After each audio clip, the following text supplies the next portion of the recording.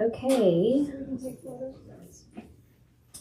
Hi everyone, I'm Maggie. I work here at Flyleaf Books. Thanks for coming and supporting your local independent bookstore and for purchasing your books from us, because without doing that, then we're not able to be here in the community and putting on programs like this. So thank you for supporting local, because it really does make a difference in being able to have authors come and do events. So thank you so much. Tonight we have the pleasure of hearing Emma Baccellieri talk about her new book, Court Queens, with fellow sports journalist Lindsay Gibbs. Emma is a staff writer at Sports Illustrated and has profiled star female basketball players and teams in the pages of the magazine and has anchored the publication's coverage of major sports events. She's a graduate of Duke University and lives in Washington, D.C. Lindsay Gibbs is a journalist who focuses on women's sports and is currently the women's basketball lead at CBS Sports. She co-hosts several sports podcasts and writes a newsletter that adds context to the biggest women's sports stories of the day. She lives in Summerfield, North Carolina. We hope you enjoy the event, and thank you again. And remember, you can get a copy of Court Queens up at the front if you haven't already done so after the reading. Thank you so much. Hi, Emma. Thank you so much for inviting me to be here. Thank you for coming, and thank you for everyone here. Yeah, what a turnout. I'm now nervous, but we'll get through it. No, I'm so excited. There's nothing I love more than talking about women's basketball and talking about women's basketball history. And, you know, just to take people behind the scenes, the two of us were just in Phoenix together covering the women's Final Four. So if we seem a little dazed, it's because we still are. But you know, I think this was my maybe fourth Final Four to cover. I don't know how many you've been to, but we've seen just in those few years so much change. What were your takeaways from this year's Final Four? Certainly the first time we've had a handshake controversy that have not had to write up that before. and that we've had a pregame handshake controversy that was answered with a postgame one. I thought that was my favorite part. Yeah, really covered the spectrum there. Yeah. But no, I mean, I think my first Final Four was 2021, the COVID year in the bubble. So obviously quite a lot was different. Oh, wow. You were in person for that. Oh, yes. I was in San Antonio. Wow. Testing every other day, masked the whole 9 yards. But it really just is striking to see, you know, women still weren't allowed to use the term March Madness in 2021. That wasn't something that came until after the brouhaha that came out of the report on the conditions in the bubble and the inequities between what they had for the women versus what they had for the men. So if you weren't using the term March Madness, that was the first year that all of the coverage was televised straight rather than whip around coverage where they would duck into games, that they were willing to put every single game on an ESPN network. Think about that. I have spices in my cabinet that are older than like ESPN broadcasting every single game of the tournament, which now just seems it's unfathomable. Right. I mean, and to think that that's only 5 years, it really has changed so much. And I think, you know, it's great that obviously covering those two Caitlin Clark Final Fours, those were tremendous. The level of interest, the level of engagement was really something else. But then you've seen that continue the last 2 years, that the events have had just so much passion, so much energy, so much excitement. Like feeling the way that is really sustained has been really, really striking to see and really cool. Yeah, I mean, we've got it now where women are getting units, which I don't know if you all know what that is, but they are actually getting paid for winning the games, the teams or the conferences or however they decide to do that, get money. We've seen a TV deal that is still way too low, but, you know, change. So it's really incredible to see. But I thought one of the most special things about this Final Four in particular was the way it connected to the history of the sport. You had UCLA win. Any UCLA fans in here? All right. You know, and Corey Close, the head coach of UCLA, was so adamant in reminding people that this was not the first national championship for UCLA. That they had a team win it all, but that was back when it was the AIAW. I always mess up what the acronym exactly stands for. You wrote the book on it, so you should probably know. But the Athletic Association... Association for Intercollegiate Oh. Athletics for women. Yeah, good job. Good teamwork. Good teamwork. Didn't come prepared for a test today. Good teamwork.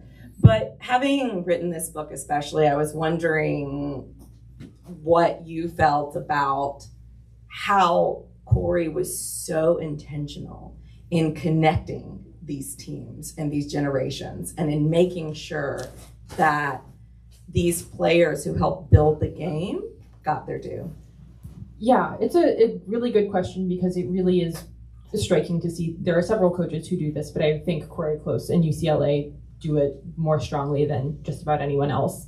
So, for context, you had, before the NCAA oversaw women's sports, you had this organization called the AIAW, which the idea was that sports would be run entirely by women for women. So in the early 1970s through the early 1980s, all women's college sports were run through the AIAW. Basketball was the biggest sport for women, and because the NCAA did not acknowledge that women existed. They had no interest in running anything for women. Yeah, so for a period, you had women formally banned from the NCAA, then they changed the wording of that a little bit. Yes, all college sports for women are run through this other organization. And when the NCAA eventually takes over women's college sports in the early 1980s, those records didn't transfer. So if you look at the list of historical NCAA tournament winners, it looks as if women's college basketball started in 1982, but there was, well over a decade of history before that. And including in that decade, you had UCLA winning one of those early Final Fours with players that I think, names that resonate today, like Ann Myers-Drysdale, who had a long career as a coach and a broadcaster. And UCLA has been really, really adamant about that banner is real, that banner counts, that championship is real. Players like Ann Myers and Denise Curry are season ticket holders today. They go to all of the tournament games. And so last year when UCLA made its first NCAA Final Four, Corey Close was very quick to say, anytime she was asked about what this means, it's only the first NCAA Final Four. There was another Final Four. These women mean so much, etc. And I think what was so striking about that is the fact that it's not just the coach, Corey Close, who has been there for 15 years. All of her players really embody that too. Yes. That when you hear the players asked about what it meant to bring home this first title, that was one of the first questions asked to Gabriela Jaquez, who led the team in scoring on Sunday, and she was so quick to say, we see Ann Myers in practice. We've met Denise Curry.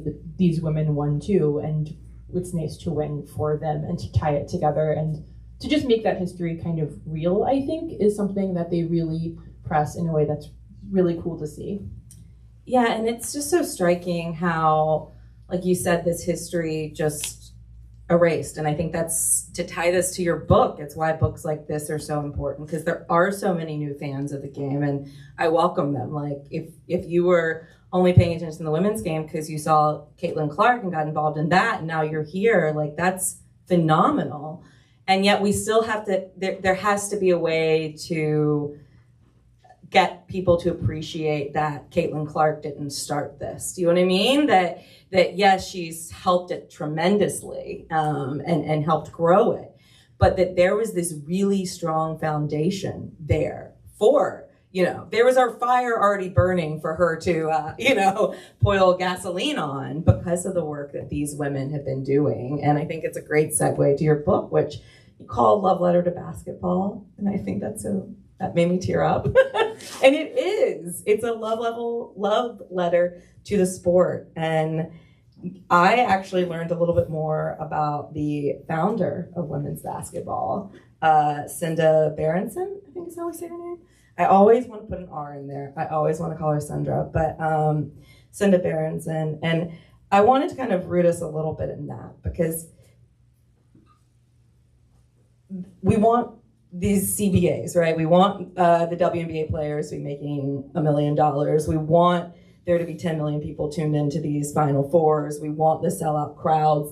All of that is really important, and more equality for women in sports on the collegiate and professional level.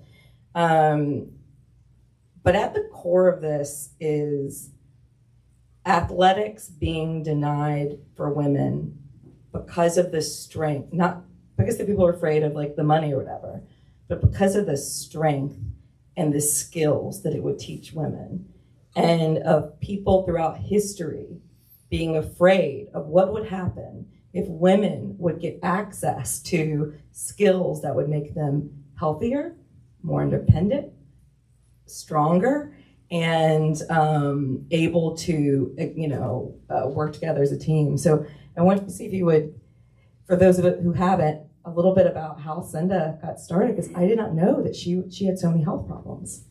Yeah, so the history of women's basketball really starts almost exactly when the history of basketball does.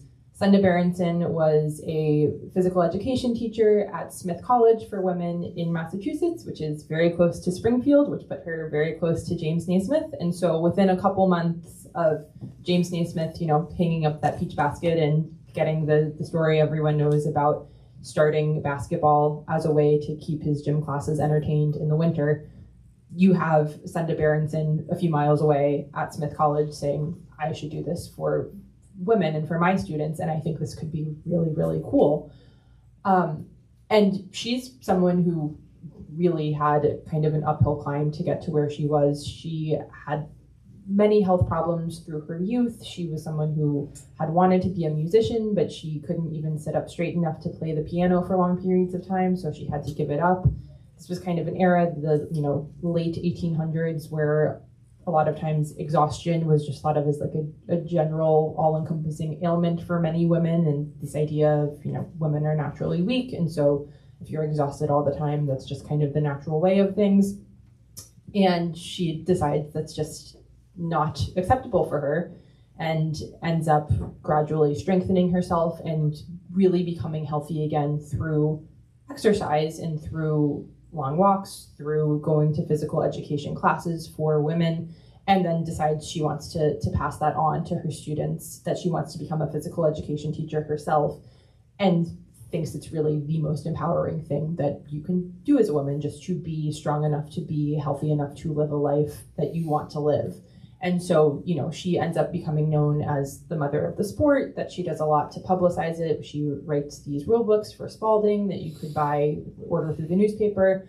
She organizes so many of these first early games, but it really was all around this idea that, being strong, being healthy was so important to being able to live the life you wanted to live as a woman in the late 1800s, early 1900s. Isn't that so cool? And when she discovers basketball, she saw this strength in it for women, because most women's sports would be gymnastics or tennis or golf, were the sports that you saw women playing. And I'm not big tennis, golf, gymnastics fan, not saying you can't get skills through those. But there was something about basketball in particular that she saw, and one of them, do you mind if I just read quotes from her? Yeah, go for it. You write here, a sport like basketball was a revelation, and this is a quote from Senda. Above all, does the teamwork develop in that women, which both training and tradition have kept dormant in her. Willingness to surrender the individual to the common good, all this unconsciously to the girl basketball will bring out in her if she gives her best to it. So there's one thing about teamwork, but there was also about inner confidence and the way, let me see if I can find that quote. I didn't bring my sticky notes with me when I was looking at these. Berenson recognized early that basketball might be transformative for women. Quote, certain elements of false education for centuries have made women self-conscious, she wrote. She felt that sports could be a remedy. In golf and tennis, she often saw that same kind of self-consciousness, with young women playing as if they were posing. They could not seem to shake the instinct to perform for whoever might be watching. Basketball was different. Here they performed only for themselves and their teammates, moving so fast as to lose themselves in the game entirely. Berenson saw great freedom in that. It is impossible to pose in basketball, she said. The game is too quick, too vigorous, the action too continuous to allow any element to enter which is foreign to it. It develops quick perception and judgment. In one moment, a person must judge space and time in order to run and catch the ball at the right place, must decide who it may best be thrown to, at the same time must remember not to foul. It develops physical and moral courage, self-reliance and self-control, the ability to meet success and defeat with dignity. And I just think like that's so important, because when we talk about all these bigger picture things that we're going to go on to, and a lot of the backlash that we still see to people watching women play basketball, I always think of that and that underlying message. I also really love that quote includes the idea that it takes moral courage not to foul. But yeah, I mean, it really is astounding to think. I think that was 1904 that some of the ideas in there, she saw that early. And I think also just striking, it's really wild to think of now. She's talking about the speed of the game and how when you're moving that fast, you're engaged in that kind of activity that you... They were not moving that fast. No, if you look, if you look back at it. They were in like full like girdles and floor-length skirts. There's one of those early games at Smith College. The final score was 2-1. But to think of how slow they would have been moving in other areas of life, to have that feel fast and to have that feel freeing, even in full-length skirts, even in these crazy shoes, even with a million hairpins in. Like, it really is astounding to think of it that way. And just to read a quote like that and think of how it feels like it resonates today, and to think of what they were actually playing, it's just crazy. You know, you point out in the foreword of the book that obviously each kind of individual essay in this, each individual chapter could be a series of books in its own. You know, this is called a coffee table book. I think that's underselling it maybe a little bit, but it is very digestible and it's meant to kind of give you a good picture. So how did you go about picking the moments in history that you wanted to dive back into? It was really difficult. There really was a lot left on the cutting room floor. You know, I think one of the things that was nice about having this be more of a coffee table book, being a little more visually driven, was that was something that could kind of guide us too, that having to look at where can we find photographs that really bring this to life? How can we make sure we have visual balance here as we're going through these chapters, and letting that be a guiding force as well as just the history itself. But yeah, I mean, we wanted to cover as much as we could, which, you know, in those early decades, that meant a balance of everyone who was playing the game. So that meant Black, white, rural, urban, really trying to cover as much of that as we could. And then after that, you know, you do obviously have events and moments that you know you need to touch, of like the beginning of organized college basketball, the beginning of the WNBA, you know, the last 10 years, certainly somewhat easier. But just a lot of trying to figure out how do you tell one coherent narrative thread, and how do you connect all of the pieces here. So it's cool too, if you're, I'm assuming we all live here in North Carolina, except for you, but but how much of that history is from this state as well. And that's always something I love learning about. If people don't know, you want to fill us in on what you learned about Bennett College in Greensboro, which is where I live. Yeah, when you're looking at the kind of early history of Black women's basketball in the era when it was still segregated, looking through the 1910s, 20s, 30s, Bennett College in Greensboro had one of the best teams in the country and was really proactive in getting women to play and getting those teams off the ground. Then you see in North Carolina later, 6-on-6 basketball for girls was really, really big. There's a mention of that in the chapter on 6-on-6, of what that looked like here, and the state championships that were held every year. And yeah, I mean, North Carolina really just keeps popping back up. Like, it's not a history of basketball without North Carolina. Mm-hmm. Yeah, and it's fascinating though how class and race continue to be part of this. Like, you would see in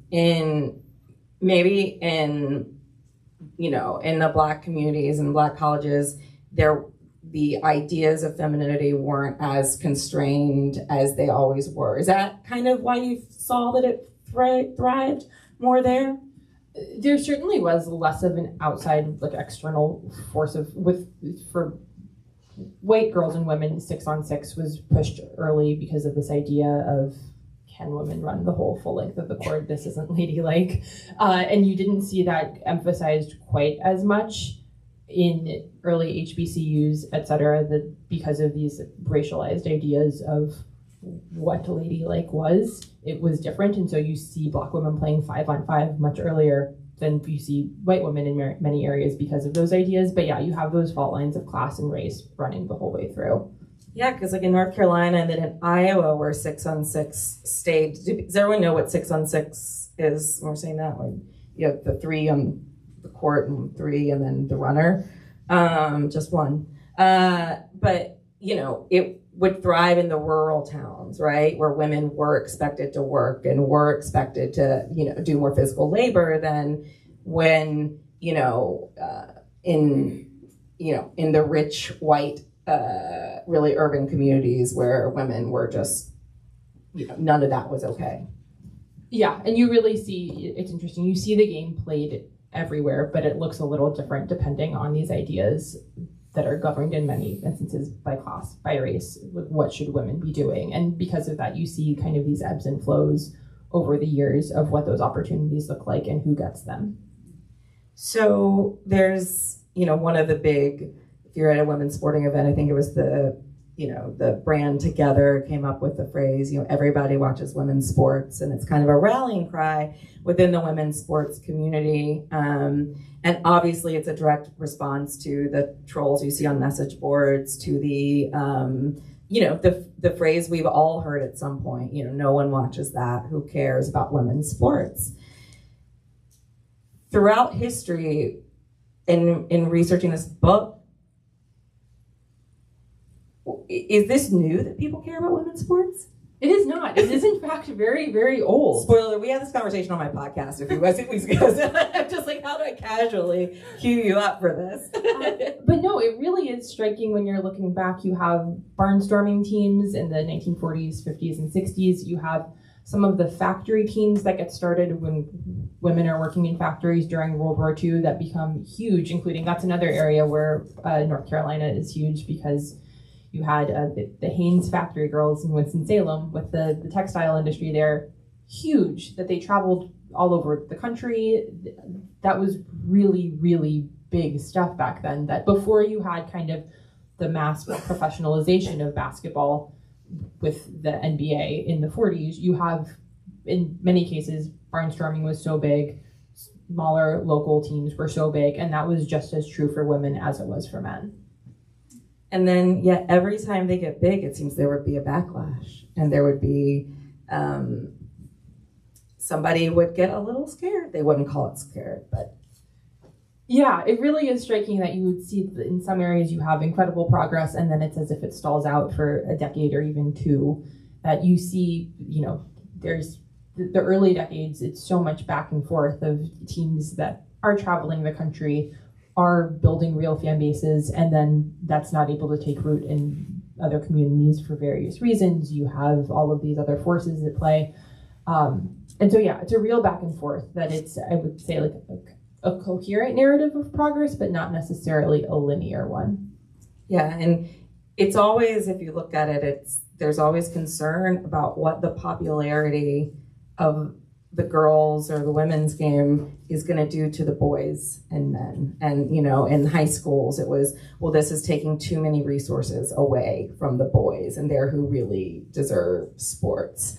And they're who really deserve the attention. And then later, when you get to some Title IX lawsuits, where girls were trying to play against boys or just participate in sports in any way they could, it was, well, if a boy loses to a girl, the way that would damage his character, we can't have that. We can't possibly allow that to happen in any way. So it's pretty fascinating, but progress continues. But tell us, one of my favorite stories you tell, and one of my favorite parts of the book is the barnstorming All-American Redheads. Is that? Yes, I love this team from the 1940s and 50s, but they go all the way through the 70s.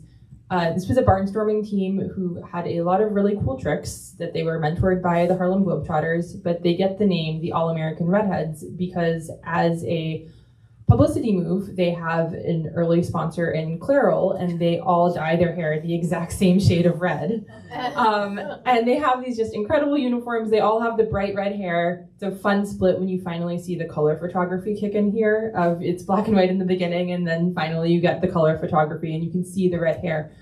But they really traveled all over the country. They traveled internationally, in fact. That this was a barnstorming team that really was very, very well known, that had a Sports Illustrated feature in the 60s.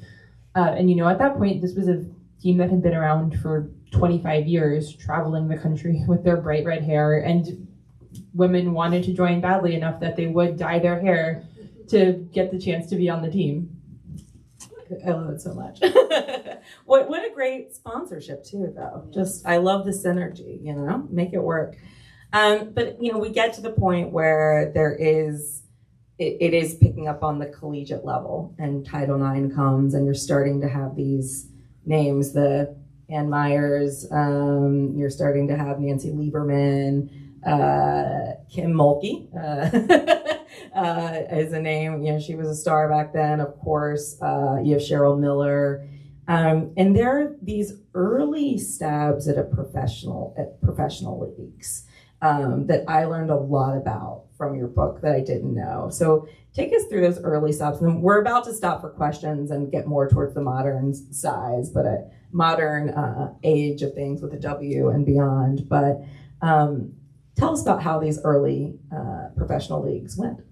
I really enjoyed researching this chapter, partially because you have these first professional leagues crop up the very late 70s, the early 80s, which means that a lot of those women are still alive with us today and have a lot that they want to share. And that was one of the most gratifying parts of this, that, you know, in certain other areas of the book, it was kind of hard to fill out the research, or a more arduous process to find photos. And for this, it was just so many women opening up scrapbooks, literally taking boxes out of their closets, just had so much they wanted to share. That, you know, for many of them, that was their only playing experience that they got a couple of years after college, and then these leagues went under. You had a few different ones that kind of bopped around, but they were all gone by the late 80s. And these women had just been carrying these stories for so long of what it was like to play in these environments, which, you know, certainly not very professionalized in the sense of high pay. There's actually, we have in the book, someone had held onto her contract, and it was only for a couple of $100s, but she had saved that piece of paper all of these years, and we were able to scan it and include it in the photographs there. So not a lot of money, really varying conditions in terms of uniforms and crowd reception in different areas, but in some cities they were on TV, in some cities they really did have strong fan communities as they were just getting off the ground here. And so the biggest one, the longest lasting one, was the WBL, the Women's Basketball League, and just hearing these women talk about what it was like to play. That was what, the late 70s to early 80s? Yeah, okay. And then you have the WABA comes a little later. And just really, really phenomenal insight into what it was like at a time where the idea of trying to be a women's professional athlete, of trying to have a league of, you know, women playing sports and getting paid for it, was just something that they were just trying to build what this concept would look like. And, you know, it doesn't last for very long, but for a lot of them, it really shaped their lives. Is there anything else about the historical, kind of the pre-WNBA years that really stood out to you? Mostly just how much there is, that had been something as we sat down to do this, of like, you know, okay. We should mention Jordan Robinson, yes, her co-author and friend of ours. She lives in California, so no East Coast events for her. Yeah. But yeah, you know, we knew we would start in 1892 with Senda Berenson, but then it was like, gosh, you know, 70, 80 years to fill, what does that look like? And it was really, really gratifying to realize there's a lot to fill that space. There are chapters and chapters and chapters that we could have written that we didn't have space to, of women playing, you know, community ball, high school ball. You have all over the country. Internationally, you have the first version of the FIBA World Cup for women in the 1950s. You have so much here, and the game looks a little different, in some cases very different than what we would recognize today, but there's so much to pull from here, you know, visually, photographically, oral histories. There's just a wealth of resources and so many examples of women playing in different contexts, and that was really cool to see. Does anyone have any questions? What will it take to get a WNBA team back in North Carolina? And can we get it in Raleigh instead of Charlotte? Great question. Yes. Sadly, think it's more likely that we see a revitalization of the Charlotte Sting than one in Raleigh, but we can hope. But no, I mean, there's this current wave of expansion coming up. There will almost certainly be another one after the next 3 teams that roll out after the 2 that are coming this year. I think, we might also see some relocation. We're already certainly seeing some with Connecticut to Houston. I mean, it's just a perfect basketball state, and it would be, I think it would be nice to see the idea of, if not the revitalization of the Sting itself, something like that to carry that history forward. So can I just say, not to be a downer or to put pressure on all of you, but I'd like to see more people show up to the Carolina and Duke women's basketball games first if they're really interested in great women. State gets pretty good. They fill Reynolds on a pretty regular basis. But Chapel Hill fans there, Carmichael is a great place to go. And obviously you've got Cameron and Dorr, and they've got good fan bases, but they're always open seats pretty much. And that makes me sad every time I'm there covering, they're both Sweet 16 teams this year. So, and it's much more affordable than going to the men's games too. So I always just like to remind people that there are ways to see really great basketball in your local communities too. We're very blessed here in North Carolina. Can I just make a plug for Duke women's basketball? I think they played a better game against UCLA than all the Final Four teams. 100%. Oh, easily. Yeah. I was there in Sacramento for that game with Ashlyn Jackson's buzzer beater. That was the best game of the tournament for me, bar none. Yes. I don't understand that. CBS always has me do winners, losers of everything. That's just the framework they like. And, but Duke is a loser immediately for having to be in that section of the draw. It's the top 3 seed. Yeah. How do you get in that section? I don't understand it. I mean, I am a Duke alum, as they said in the intro, so perhaps a little bit of bias here, but I thought they should have been a 2 seed, and I thought that over Iowa as the last 2 seed, and we saw Iowa didn't even make it to the Sweet 16. So I really thought they should have been a 2 instead of a 3, and I think that proved it. Yeah. So I'm a middle school teacher, and I was showing my students a video of President Trump speaking about an executive order he intended to make about college sports. This was like 3 weeks ago before it came out. And I was struck, there's this one moment where there's this aside where he basically just says, and we need to reform it because women's sports, nothing's going on there. They're going to lose everything if they have all the money going to men's sports. And it just seemed to me like he was framing women's sports as this pathetic object that he could, kind of be the savior for, right? At the same time that we know, he really mocks women's hockey. So I'm wondering if the two of you could talk a little bit about, politically, how is women's sports being used now, and then how has it been used in the recent past? Do you want to get us in trouble? How deep are we allowed to go? I'll let Emma. This is your event, Emma.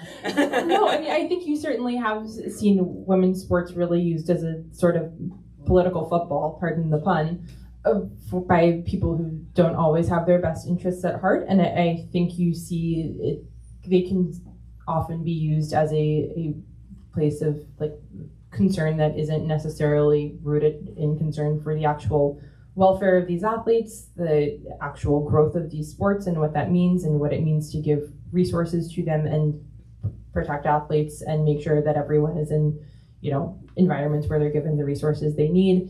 And it is, I think, frustrating, certainly for people around the game throughout women's sports, to see them used by people who don't have their best interests at heart. And I think it can make it more difficult to navigate what does growth look like when you have it so frequently thrown into these political conversations without actual concern for athletes themselves, for the infrastructure of sports. It's certainly, you've seen it for decades and decades. It isn't new. It actually, when we're talking about Title IX, there was a huge debate at the time of whether athletics should even be included in Title IX, which was intended just as an education provision, and certainly today still mostly is applied in ways that are just about equal access in educational environments and not sports.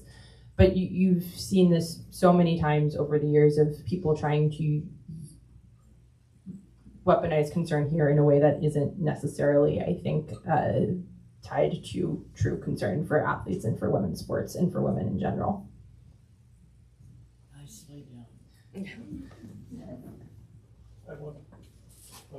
All the people you've interviewed, who would you like to spend 3 hours having a beer with, that cool to hang out with and talk to and seemed real, and you know what I mean? Like, yeah, honestly, those women from the first league, from the WBL in the 80s, like I love a lot of current athletes. I've been lucky to interview a lot of great ones, but so many of those women from the 80s, including there's one, Molly Bolin, who came out of Iowa, was known as Machine Gun Molly, was really kind of one of the faces of that early league, including there's a crazy poster of her with an actual machine gun in her uniform.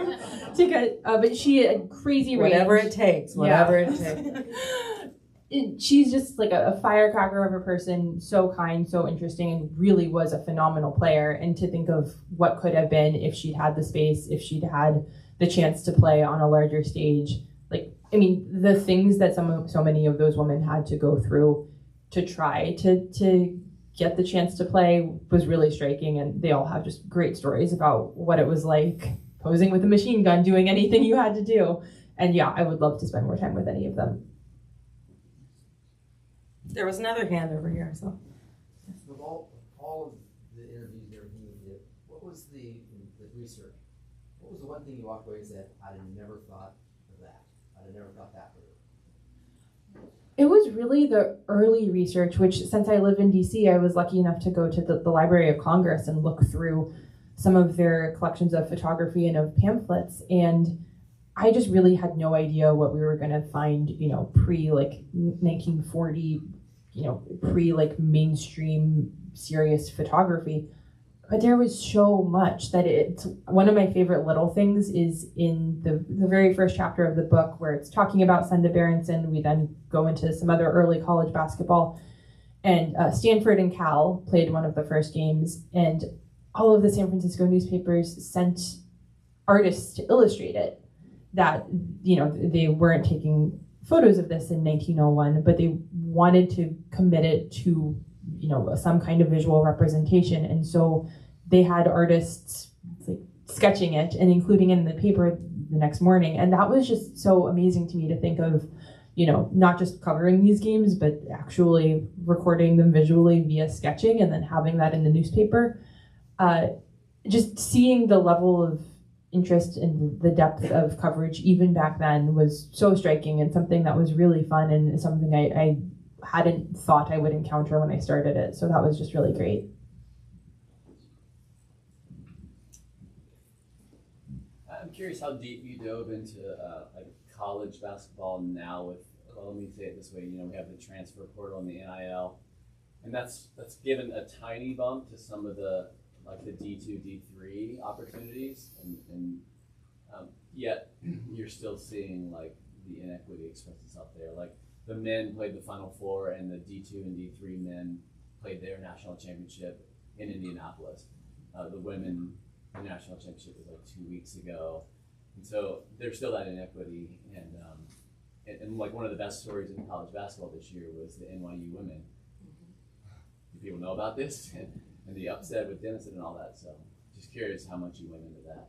Yeah, we didn't get to have very much on that in the book, but it's certainly, as someone covering college sports, it's hard to ignore. And I think certainly you see it structurally on that level, but I think then also with the transfer portal and NIL, you also see in Division I how this affects mid-majors, and where you used to have some kind of continuity there. I had a coach refer to it to me a couple weeks ago as it now feels like mid-majors are just doing all of their scouting for Power 4 conferences of, a player who has one or two good seasons is then immediately snapped up, which, can be phenomenal for an individual player, is also not so phenomenal for some individual players. And it just really alters the dynamics of what it means to build a successful program at every level. And I mean, I think obviously this is something we're seeing across college sports. I don't think anyone has the solution, even though, Trump solved it. Yeah. He did it. It's all fixed. I'm really not sure what we're going to see here. But it is, I think, it's really changed the landscape of the sport so much, of all college sports. And I think there is going to have to be some form of resolution here in terms of making changes that can ideally make it a little more equitable in a way that makes sense, which again, it's not a solution I have. If it were, I'd hope to get paid a lot of money for it, but it really has, it's striking how much it's changed in just a couple of years, and that you see kind of when those inequities get locked in place, they then go all the way down in a way that can be really tough.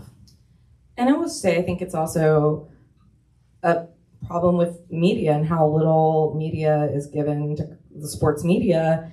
I mean, at places I work, and it's, the team for the women is, often, an eighth the size of the team covering, on the men's side. And so you really have to pick your spots, right? Like you don't have time to cover D2 or D3 or look for stories outside the main, right? Because you're just scrambling to keep up with just the top level. And that's if you have anyone whose job it is to cover women's sports and women's basketball at all.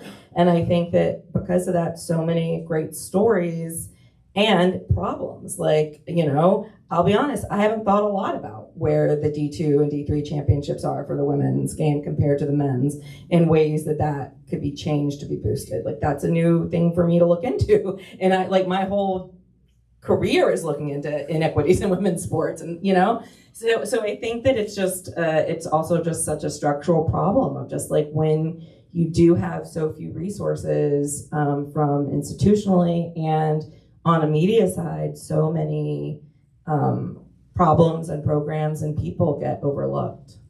Yeah, probably the biggest basketball story was NYU women. I'm an NYU alum, so yes. I knew this. I knew that one. You lost, and that would be an amazing story. Yeah. Thank you. Congratulations again on the book. Look forward to reading it. It does seem like on the women's basketball, there's a real top tier. The UConns, the South Carolinas, in the past, Tennessee. Has there been ever a Cinderella team that has won the national championship that has come from out of the blue in the history of college basketball? So not anyone who has won the national championship, but one of my favorite tidbits is that long before we had, UMBC knocking off UVA for the men, the first 16 to beat a 1 seed was with the women. That was Harvard beating Stanford in the 90s. And that's now relevant because the star of that Harvard team was Allison Feaster, who is the mother of Sarah Strong, the UConn star, who is from right here in North Carolina. She grew up in Fuquay. But yeah, I think that is something that you certainly don't have Cinderellas in quite the same way, but there are so many great individual upsets that I think get overlooked, like that 16 beating a 1. There have been some really fun double-digit seeds that have made shorter runs. Just this year, we had number 10 seed UVA going to the Sweet 16 with a couple of incredible overtime games. And so, yeah, there are definitely fun underdog stories here, even if you don't see them replicated at scale in quite the same way you have true, chaotic March Madness sometimes for the men.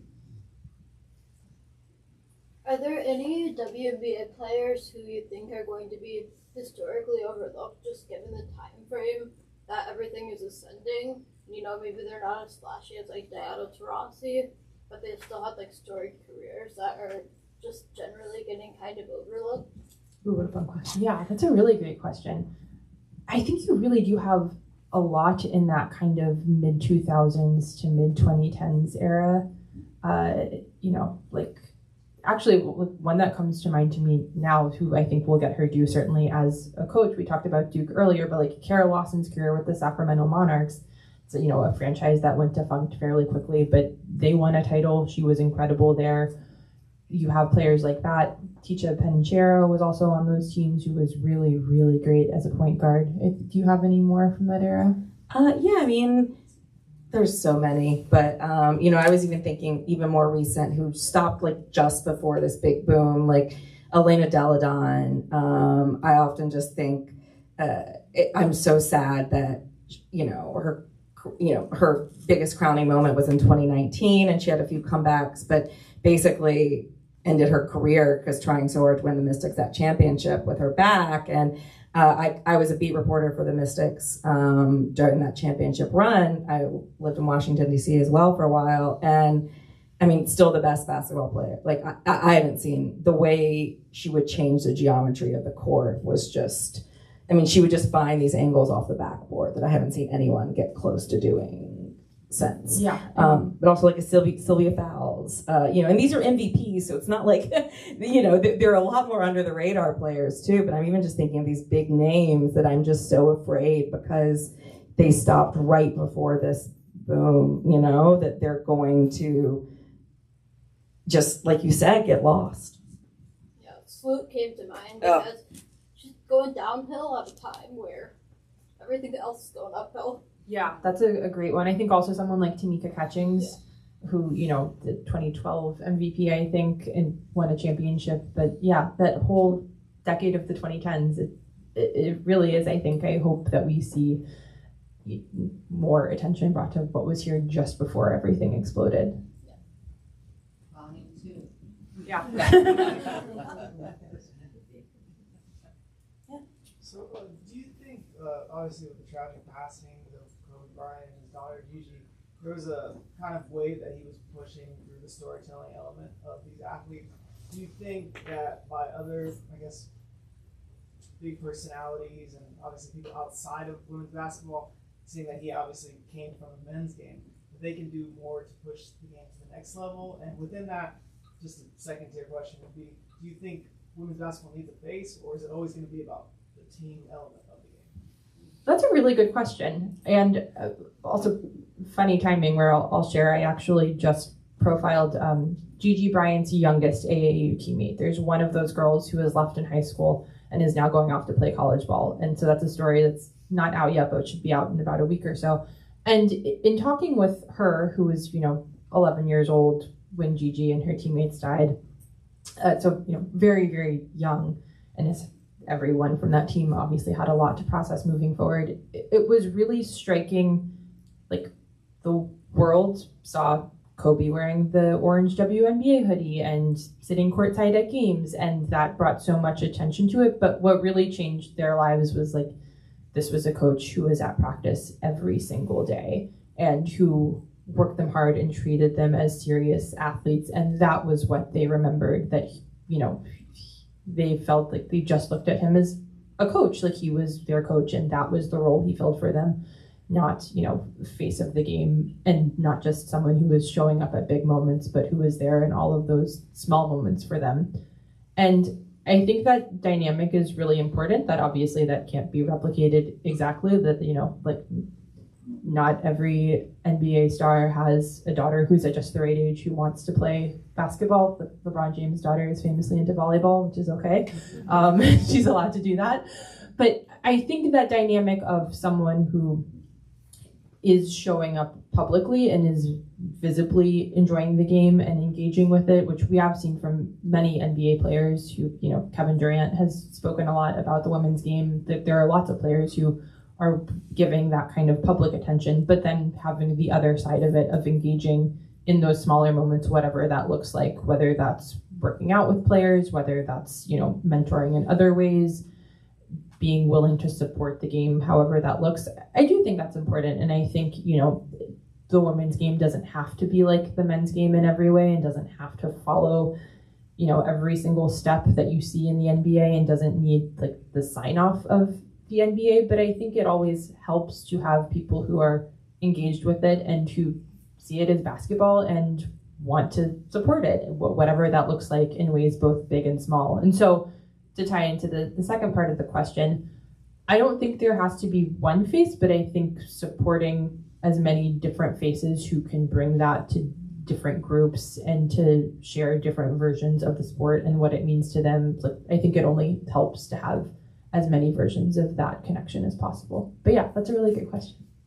I just want to say, I think it's important for like women's basketball. It doesn't need a savior, you know. It just needs support and to be taken seriously, right? And when I say taken seriously, like make joke, you know what I mean? Like have fun with it, obviously.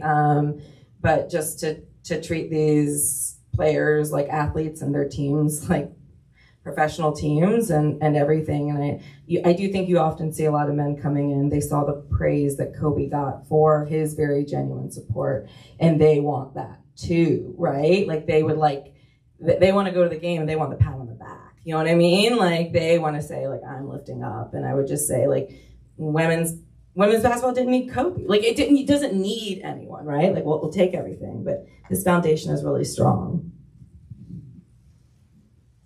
What do you think is working in growing the game, and what do you think are opportunities that could help it more? Yeah, that's also a good question. I think this is so basic, but just having more visibility in terms of national television opportunities and having those games actually being accessible, both college and pro. To think of, gosh, even just a couple of years ago, to have a game on ABC or NBC felt unfathomable, like other than sometimes you would see it for the finals. And now that you have that as a regular summer weekend occurrence, that's genuinely, I do think makes a difference for people to be able to just turn on the TV and see it. But beyond that, I think the standard being raised that you'll see with this new collective bargaining agreement of this is a more professionalized environment for players, that like players eventually having designated practice facilities and more robust staffs with, coaching and training and medical resources in a way that was not a guarantee for every team before.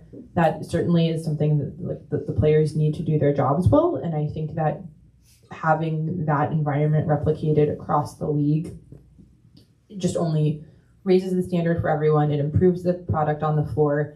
It kind of helps grow the game from the top down of just making everything better for these players who are playing now, making the product better, encouraging people who are watching, getting that all the way through, I think is a real thing. Yes. The trademark March Madness we just got. I always love the shiny moment at the end of the men, and the women got theirs. Do you know the background and history of how we got to that point? We got our own song. I do not, and for people who don't know, this is Connie Newcomb, who played at NC State under Kay Yao. Would you like to talk about that? I would love to hear more. Oh, I don't know. Oh!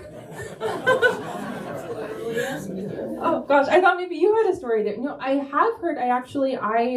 A couple years ago, 2021, coming out of the chaos of the bubble tournament, I had done a story where I actually talked to the original composer of One Shining Moment, who said he would love to see it be used for the women, and he personally, at this point, he signed away the rights. He doesn't have much say in it, but he would have loved to see. He was on board with One Shining Moment should be used for the women. I don't like that it's only used for the men. So there was, at least from the composer of One Shining Moment, an interest in making sure that the song was the same and that they got the moment packaged exactly the same way as the men. But unfortunately, I think it's too complicated with ESPN's rights versus Turner and CBS's rights and the divide you have in the rights being used for both broadcasts. But no, I think I think things like that are just showing how fun the tournament can be. Collecting all of those moments are so important to growing the game, to showing it at its best, and having those kind of iconic things that wedge in your brain the way that One Shining Moment does. So I think that's huge, and it's nice to have their own song, but I wouldn't mind seeing it eventually be One Shining Moment. And my other question was, there always seems to be that moment where we have to climb the mountain and throw the fireball out. So Sedona Prince from Oregon is the one that revealed, if you recall the videos of how when we were in the bubble, that they had this is the food we are served, and this is the banquet table the guys are. Here's our practice facility, and she put it on video and she put it out there. I think that moment opened up more doors for women, but it seems like in your research, what have you found were that moment that it just catapulted the women's game to that next level to get equal opportunity and equal resources to do that? Because you went from the beginning all the way to the end, but maybe there's some other points in time that you said really just turned the switch on. Yeah, it's such a good question, and I honestly am not sure that I have seen any others where it really was like a switch on and off that same way. That obviously Title IX was huge, but when Title IX was, codified, it wasn't any clarity at the time. Will this actually apply to sports? You have years of legal action. You finally then have, a year-long process to actually implement it. So Title IX sets the stage for everything you're able to see in college athletics. But that's not like flipping a switch, because that takes years and years. And then even when it is the law of the land, you still have a long time to kind of bring up the actual standard in college athletics. I think the 1996 Olympic team, the visibility that brought, the way that laid the stage for the WNBA, that's huge. But that's also, that team barnstormed for a year, traveled all over the place, had to really grind to get the success that they had, the visibility that they had. And even then, the WNBA then kind of is growing in fits and starts, and it's not just kind of like a going straight up. And so, and then I think even in recent years, you have, you talk about like the 2023 national championship game, the like instant visibility that Caitlin Clark and Angel Reese and that game brought, and the way that everything took off from there. That also wasn't quite an overnight moment in the same way. That I'm not sure that we have really seen anything, like you said, of that Sedona Prince moment, which the part that really stuck out to me about that, like as you said, it was the gym, it was the food. The craziest one to me was every men's basketball player was given a 500-piece puzzle to do in quarantine for boredom. The women got 100-piece puzzles. It's just like, they cost the same. Like, it's just such a ridiculous little detail. And I think that really displaying that all across the board, this isn't just a matter of resources. It's not just a matter of cost. Those are obviously big factors, but it's really a matter of care. It's less for the sake of being less. Yeah, exactly. Even things that the structure of the NCAA, that the head of men's basketball reports to the president of the NCAA, the head of women's basketball reports to the head of men's basketball. Those kinds of structural things, and everything that came out of that video of Sedona Prince that she took and she shared online, I really think that kind of is a one-of-one moment, even in this 140 years of change and growth, of showing here is how things are, and they should be better, and a player being willing to say that. And of course, having the technology to spread it immediately, that makes a big difference, I'm sure. But yeah, it really is striking that that felt big in the moment, but it is amazing to go to the Final Four and be able to say March Madness, to see that branding, and to think all of that came out of this one report from this one video. And just the unique circumstances. I mean, we were all kind of inside too, and watching. And I think, our lives slowed down a little bit during that period. I'm not a silver lining person, but there's always, something that it came out of it. It allowed us to all see some things a little bit clearer and slow down. And I think that that was one of them. Hey, Emma, your perspective on the UConn basketball coach issue. Was that previous bad blood? He had a bad day. It was justified. I mean, I really don't, I saw it, but what are your thoughts about it? Because it was pretty ugly, right? Yeah, I think anyone who's been around Gino Auriemma knows he has the ego that comes with being as successful as he's been, which obviously is more successful than anyone ever has. And I think it was poor sportsmanship. I think he certainly would say that now. I think he said as much in his apology. I think I wouldn't say there was previous bad blood there, but I do think this is a case of for so long, UConn was the clear, undisputable standard, that even though you had Tennessee and Notre Dame building the programs that they built, UConn was UConn, and it was one of one, and that's not quite the case anymore. That South Carolina really has kind of taken over that mantle. That, I mean, 6 straight Final Fours, 3 championships in the time since UConn has had one. That changes the balance here in a way that I think is good for the sport, to have legitimate competition between top powers here, and the fact that, you know, they played an incredible game and neither of them comes away with the championship, that you also have other powers that can step up here.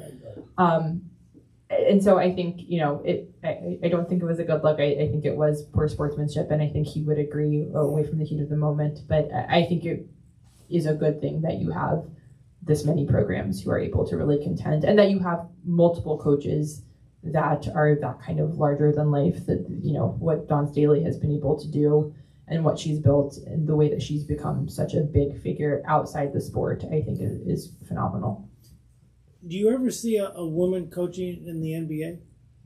I think it's possible. I think, you know, Becky Hammon, I think certainly that chance could come back around to her. I don't know if she would want to take it, given how much she's done and that she seems to be pretty happy where she is. Dawn Staley has fielded interest.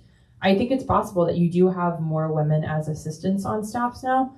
You have that across sports, that you now have, you know, women in uniform on MLB coaching staffs.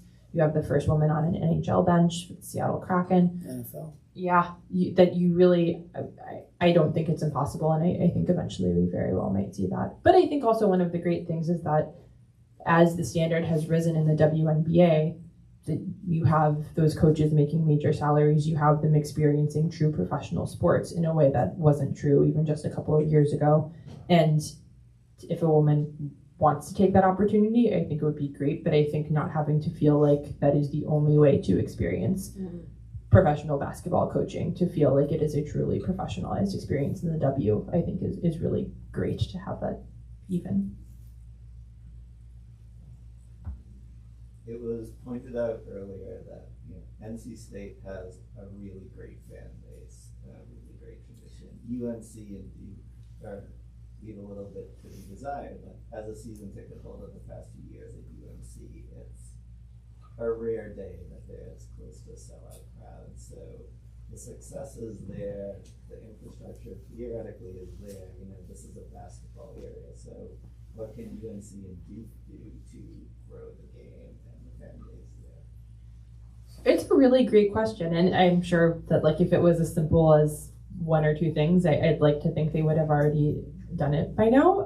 But I think really just building a culture from the ground up, which takes time and is hard, but engaging as much as possible with people who are existing ticket holders, with students. That's something, you know, when I was a student at Duke, there obviously is a tremendous culture around going to the men's games. There really wasn't as much for the women. If anything, like, they would give you a couple of points for your tenting spot if you were tenting for the Carolina game, if you went to one women's game, but it wasn't like a robust culture of you should go because you want to cheer on Duke. It was like, here's an obligation if you go to one game to help you then later see a men's game. I think changing that culture is important, of making this like students should want to go to cheer it on. I think with colleges, it all flows out from the students engaging with alums the same way. I think that's partially a thing that can come from the coach. I think it really comes from the athletic department. I think just doing as much as possible to show, like, these are great athletes. These are great programs with great history. I think also, you know, the great thing about the women's college game is obviously the transfer portal changes this somewhat, but you have athletes who are there for 4 years, who are in college for a long time, who can build that kind of connection with a fan base. That's, I think, really special and something to capitalize off of. And, you know, it's obviously more complicated than just like building a relationship. Sounds like a very nebulous thing that's hard to do. But I think just trying to create that culture of like students, fans, alums should want to come to these games for the sake of seeing good, fun basketball, not for the sake of like, this is an obligation. I think it's 7 o'clock, so maybe one more question. So I think everyone probably in this room has lived through like prior one and done era for men's basketball and the effect that had on the men's game. We still have obviously a lot of stars in the game, but most of them are there for such a short period of time. It kind of creates this excitement because you want to see someone rise above to the next level. Do you think that's something that would help or hurt the women's game if the rules were changed in that way? Yeah, I mean, it's a complicated question. I think like in an ideal world, I would want the freedom of movement of if players want to get paid and can succeed in the W, they should be able to have the chance. But I just really do enjoy and have a sentimental spot for the fact that you have so many of these women staying and playing for 4 years and just what that does for team building, for community. I think we saw such a great example this weekend with UCLA of, you know, this core has been together for so long. Everyone in this rotation is a senior or a graduate student. I think it develops them and makes them better prepared pros that I think that you really see them coming out of school able to kind of stick in the W in a way that you don't have a G League equivalent here, so you don't really have the same opportunities for players to develop after college in an environment other than the highest level. But it makes the college game so much more fun, I think, and special to see the relationship that a player can have with a school, a fan base. And it creates so many great moments when you have, especially seniors who have stayed in place, coming up big for their school. I think something would really be lost if they went to one and done, even if it's, you know, more equitable in theory. And it helps the W because they're stars when they get to the W, and the W still has a smaller spotlight than a lot of the college game. Yeah. So I think it feeds each other. And now that they can get so much money in college, that, you know, that helps. Yeah, certainly. Thank you so much, everyone. I really appreciate it.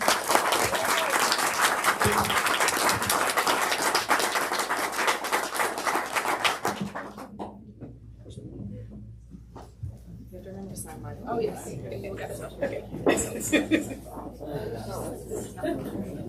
Yeah.